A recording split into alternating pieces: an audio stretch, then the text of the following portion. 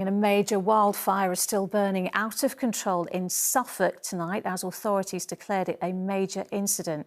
The wildfire started late yesterday afternoon on Dunwich Heath, which is one of the county's eastern coast, and quickly spread. Dozens of people staying at a caravan and holiday park have been evacuated, with residents taking some of them in. It's about 3 miles from the Sizewell B nuclear power plant, but the county's fire chief says it's not at risk. What is just the latest worrying development following extreme weather here and on the continent. A drought has now been declared across the whole of Wales. British farmers are warning crops will fail. Nearly 3,000 people in the UK died due to the heat in just the past 2 months, and thousands of people, including tourists, have been evacuated from a wildfire in Crete. More on that in a moment, but first to events in Suffolk. Let's go to Sam Holder, who's at the scene for us tonight. Sam, what is the latest there? Well, Lucrezia, the latest is that more than a day on from this fire starting, it still isn't under control. And in fact, it seems to have grown by about 50% since this morning. This is as close as you can get. The fire is just beyond the trees in the distance.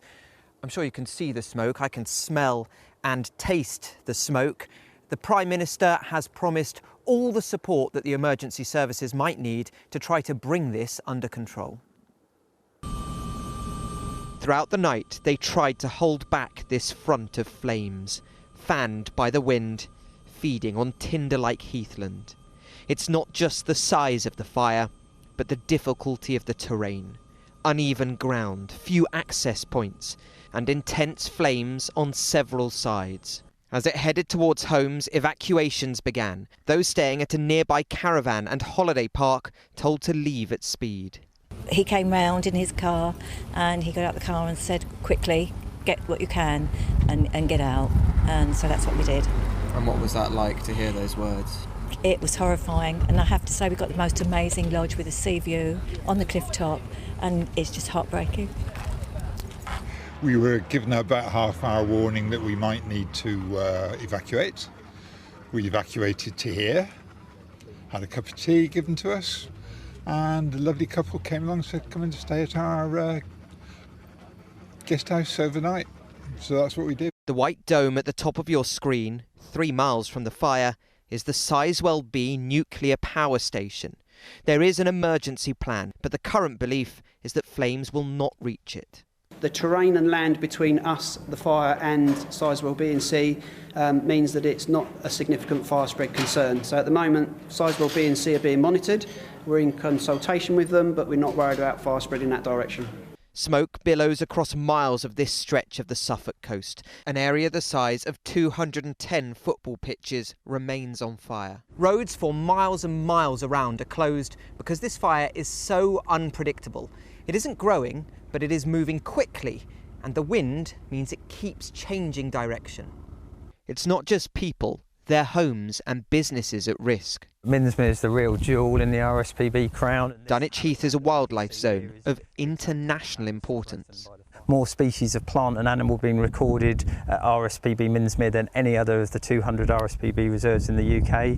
The area that's caught fire yesterday evening is heathland, similar to this habitat behind us, really important for critically rare wildlife, species such as nightjars, Dartford warblers, woodlarks, nightingales, that all breed in this habitat, and this fire is devastating the bushes and the shrubs that they nest and feed in. The fire began just hours after vast parts of the country were declared in drought.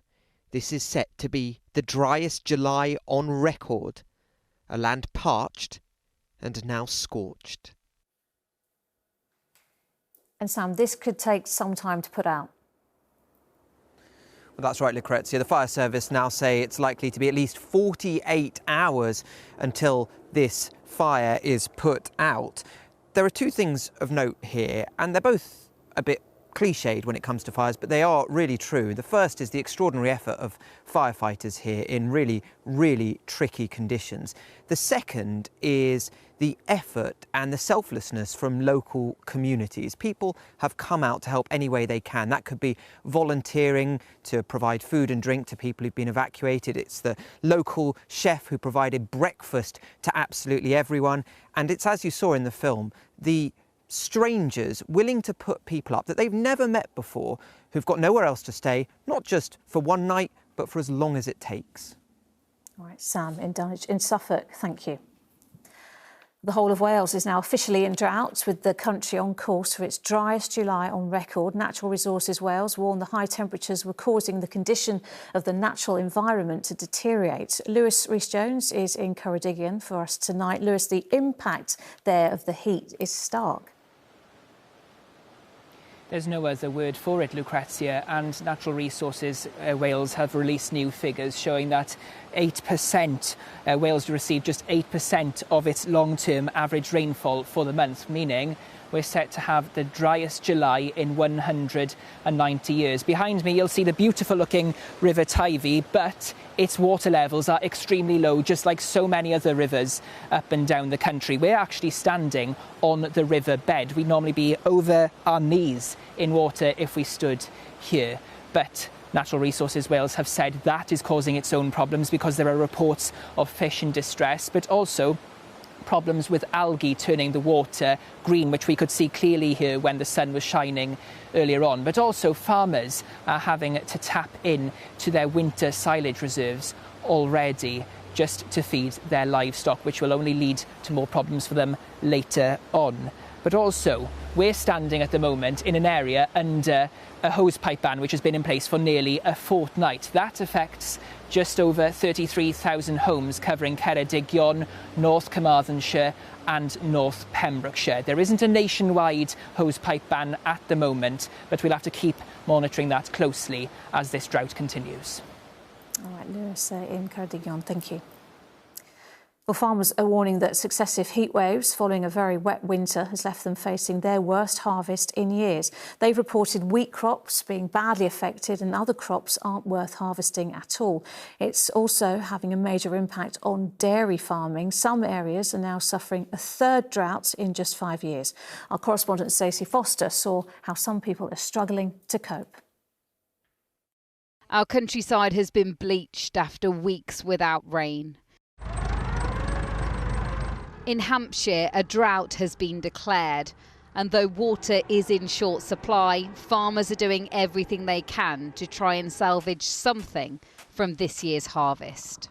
We're spending more and more money on trying to keep the plants alive and not seeing any return on that money. The plants are so yellow and so dead and brown that there's not going to be any growing left in those potatoes. They'll stay like that, and that's how we'll have to harvest them. It's really depressing. You almost wonder why you do it at times. A thirsty herd needs thousands of litres of water, and though they're kept out of the blazing sun, the yield for dairy farmers is down because of the heat. An average of 40 litres per cow per day, that dropped down to 32 litres per cow today. So yeah, quite a big impact, and that's impacting us in the pocket because our costs hadn't gone down at all. The margins have always been tight, but the heat is adding to the issues. So you're selling the milk from these cows at a loss? Yeah, at the minute. Initially, as a country, we were overproducing milk, but now that's roles have reversed. So we're short of milk in comparison to where we were this time last year. It's expected to be the worst harvest for some years. Farming leaders want support to help with frequent droughts. What that means for farms is access to a secure and plentiful supply of water to continue growing and producing our food. So the rain started, at the very least. Not enough. You can see it on the ground, that's bone dry. We need... So it's not making any difference at all? This corn that will feed the cows during the winter hasn't seen rain for weeks, and no amount of water now will help it to grow. This crop is how it should be. This was planted about 4 or 5 weeks earlier, and you can see here the cobs are starting to form. And if we split it open, you can see there. Oh, perfect. The grain that's already starting to come. What they need is widespread, sustained rainfall. But that is not currently in the forecast. Stacey Foster, ITV News. There were almost 3,000 heat-related deaths in the UK during the hot weather in May and June this year, and the UK Health Security Agency warned that 2026 could see the highest number of such deaths on record. Our health correspondent Rebecca Barry is here with all the details. Rebecca, this is an extremely worrying effect of this extreme weather. Yeah, I mean, more evidence today that extreme heat is a major risk to our health. It causes thousands of deaths. I mean, just the other week I was in the studio revealing similar findings from scientists. Today, as you say, we have the figures from the UK Health Security Agency. They estimate that more than 750 people died from heat-related causes in the May heatwave, and they say more than 2,000 deaths were linked to the heatwave in June. That's a total of almost 2,900 deaths. Now, for some context, Lucrezia, that figure just for May and June is almost double the number of total heat-related deaths for the whole of last year. So scientists say that England is now on track to have the highest number of deaths caused by heat waves since records began. Extreme heat, it can cause heat exhaustion, heat stroke. It can also exacerbate people's existing medical conditions, things like heart disease and lung conditions like asthma and also diabetes. Of course, older people and babies are most at risk, but actually extreme heat, it can affect anyone. And it adds to the pressure on the NHS with more people calling ambulances and making GP appointments and going in to A&E. And really, the crescendoing message that I'm hearing from experts is that individuals, communities and the health service need to prepare to deal with these higher temperatures. Thousands of people, including many holidaymakers, have been evacuated on the Greek island of Crete as an intense wildfire threatens tourist resorts and villages. It is one of many wildfires across the continent. The fire in Crete is in the Rethymna region. 2 firefighters lost their lives tackling it. Another firefighter died in a separate fire in mainland Greece. There are multiple wildfires in Turkey, including in the popular tourist hotspot Antalya.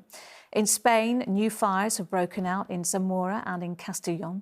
In Portugal, wildfires continue to spread in the northeastern city of Valpassus.